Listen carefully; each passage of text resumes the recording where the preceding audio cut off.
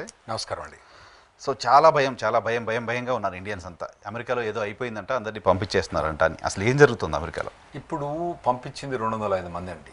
ఈ పంపించింది ఏంటంటే స్టూడెంట్స్ ఎవరు లేరు ఇందులో. స్టూడెంట్ వీసా మీద పోయి H1 మీద పోయి లేరు. వీళ్ళందరూ గోడ దూకి లేదా అంటే ఐడార్ నుంచి దొంగచాటుగా వచ్చి ట్రై చేసినట్టు త్రూ మెక్సికో వచ్చి వీళ్ళు జైల్లో, అంటే అక్కడ టెక్సస్ అనే స్టేట్ ఉంది కదా, నేను ఉండే స్టేట్ టెక్సస్, సౌత్ టెక్సస్ జైల్లో వీళ్ళు ఉన్నారు అన్నట్టు. వాళ్ళని తీసుకొచ్చి ఇప్పుడు 203 మందిని తీసుకొచ్చి పంపించేసారు. అయితే ఇటువంటి వాళ్ళు ఇంకా చాలా మందిని పంపిస్తారు. ఇంతకుముందు ఏంటంటే ఒక లిబరల్ పాలసీ ఉండే. ఏంది లిబరల్ పాలసీ? మీరు గుజరాత్ నుంచి ఇల్లీగల్గా పోయి ఆడ పోగానే ఏం చెప్తారు, నేను కాంగ్రెస్ వర్కర్ అని చెప్పేసాను అనుకోండి.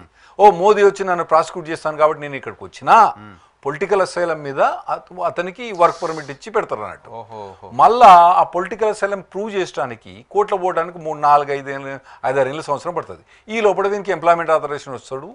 ఆ కేసు ఎప్పుడైతే హియరింగ్కి వస్తాడో వాడు వెళ్ళిపోతాడు, వాడు ఎక్కడో గ్యాప్ అయిపోతాడు. అట్లా ఇవ్వచ్చా? నాకు ఏదైనా కాంగ్రెస్ పార్టీ మోడీ వేధిస్తున్నాడు కాబట్టి ఇక్కడికి వచ్చిన అంటే షెల్టర్ ఇస్తారు అంటే ఫస్ట్ మనం UN ఎప్పుడు ఫామ్ అయిందండి? సెకండ్ వరల్డ్ వార్ తర్వాత ఫామ్ అయింది. అప్పుడు ఏమైంది, యూరోప్లో మొత్తం జ్యూస్ నందే ప్రాసిక్యూట్ చేసినారు. మనకు తెలిసిందే కదా, వాళ్ళని చంపినరు, ఎన్ని సకల అవస్థలు పెట్టినరు.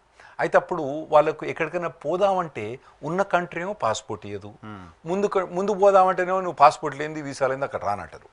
అయితే అప్పుడు వాళ్ళు ఏంటంటే పొలిటికల్ అసైలం కానీ ఇటువంటి వాటి మీద అన్ని సైన్ చేసి గవర్నమెంట్స్ ఏం చేసినంటే, ఒకవేళ కనుక ఏ కంట్రీ అయితే ప్రాసిక్యూట్ చేస్తుందో మిమ్మల్ని, మీరు ఆ దేశం మొదలుపెట్టి పారిపోతే మీకు పాస్పోర్ట్ లేకున్నా ఇల్లీగల్గా వచ్చినా కూడా మీకు శరణార్థులు అన్నట్టు కదా, వాళ్ళకు మీకు శరణార్థులుగా మీకు ఇవ్వాలని చెప్పి వీళ్ళు యూఎన్లో చేసి చాలా కంట్రీస్ అయినారు.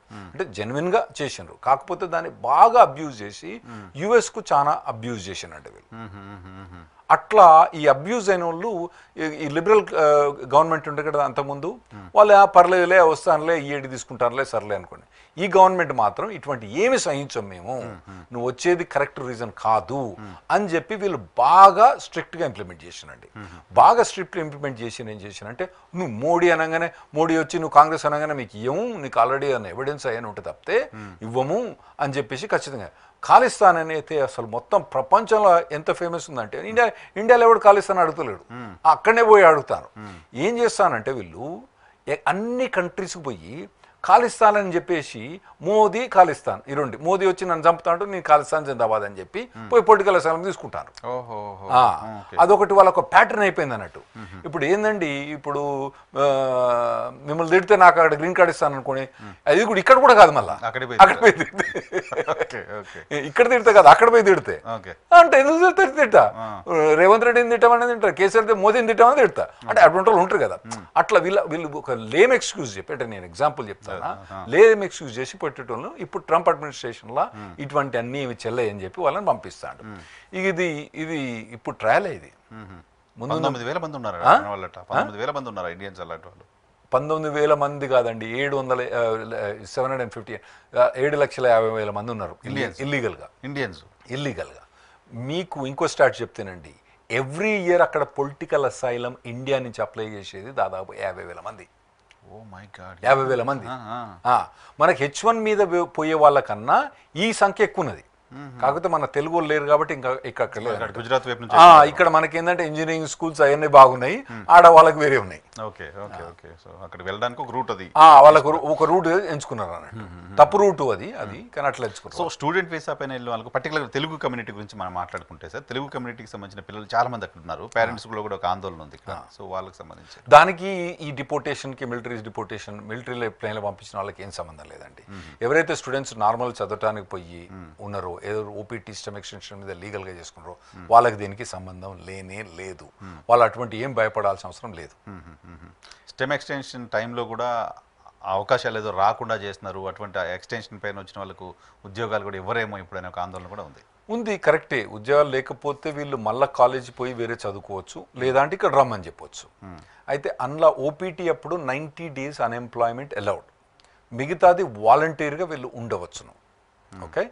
అయితే స్టెమ్ ఎక్స్టెన్షన్లో కూడా వీళ్ళకు కొంత 60 days మటుకు అన్ఎంప్లాయ్మెంట్ పర్మిట్ ఉంది, పెయిడ్ ఎంప్లాయ్మెంట్. ఒకవేళ అట్లా లేదు, అక్కడనే ఉండదలుచుకుంటే మాత్రం ఆల్రెడీ ఆ సివిల్ సిస్టమ్ లైక్ క్లిక్ అని చెప్తుంది, ఎర్ర button you already violated status అని ఒకటి వచ్చేస్తుంది. అది వచ్చిందంటే మిమ్మల్ని డిపోర్ట్ చేసే ఛాన్స్ ఉంటుంది. ఓకే. అయితే ఇప్పుడు వీళ్ళు ఏం చేస్తారంటే గవర్నమెంట్ ప్రతి ఏడాది 5 లక్షల మంది డిపోర్ట్ చేస్తారు. ఇప్పుడు ఈయన టార్గెట్ ఏం పెట్టుకున్నాడు, 50 లక్షల నుంచి 1 కోటి దాకా డిపోర్ట్ చేద్దామని ప్లాన్ అన్నట్టు. పరాణం అమెరికా జనాభా 30 కోట్ల 33 కోట్ల. అవును. మరి వీళ్ళ లెక్క ప్రకారం 2 కోట్లు ఇల్లీగల్ ఉన్నారు కదా. 2 కోట్లు ఇల్లీగల్ ఉంటే 50 లక్షల మందిని చేస్తే 4 ఏళ్ళల్లో 2 కోట్లు అవుతుంది. అయితే దానికి ఏం చేసిండంటే మిలిటరీని ఉపయోగిస్తాడు ఇతను. అయితే ఇప్పుడు టాప్ ప్రయారిటీ ఏంది, ఎప్పుడు కూడా మనం ఆకలైనప్పుడు ఏం చేస్తాం, చెట్టు మామిడి చెట్టు ఉందనుకోండి, పైకి ఎక్కిది కిందకు ఉందనుకోండి, మొదలు ఏం చేస్తాం, కిందికి తింటాం.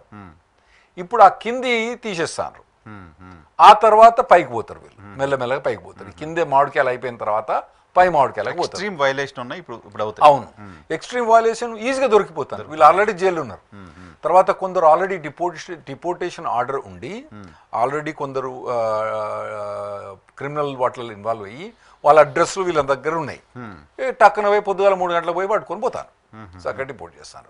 సో వాళ్ళని ఎక్కున్నారు. ఇక మెల్లమెల్లగా పోయి ఈ స్టేటస్ వైలేషన్ అన్న వాళ్ళని కూడా తీసేస్తారండి.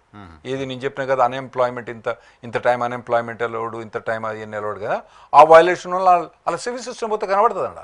వాళ్ళకి తెలిసిపోద్ది, మన పిల్లలకు తెలిసిపోద్ది, ఎర్ర బటన్ వస్తుంది అక్కడ, 90 days అన్ఎంప్లాయ్మెంట్, నువ్వు 14 రోజులు ఎక్కువ చేసినావు కుక్ అంటది. కానీ ఆ కుక్కు కనలేండి కానీ చెప్తాను, అంత క్లియర్గా ఉంటుంది అన్నట్టు. అప్పుడు మీరు ఇమిగ్రేషన్ దాన్ని సివిల్ సిస్టమ్ అంటారు మేము. ఆ సివిల్ సిస్టంలో లాగ్ అయితే మీకు తెలిసిపోద్ది ఎంత అన్ఎంప్లాయ్మెంట్ అనేది. అది మీరు 90 రోజుల దగ్గర రాగానే మీరు 60-70 రోజులు రాగానే మీరు ఇమిగ్రేషన్ లాగా కాంటాక్ట్ చేయండి, అది బెటర్.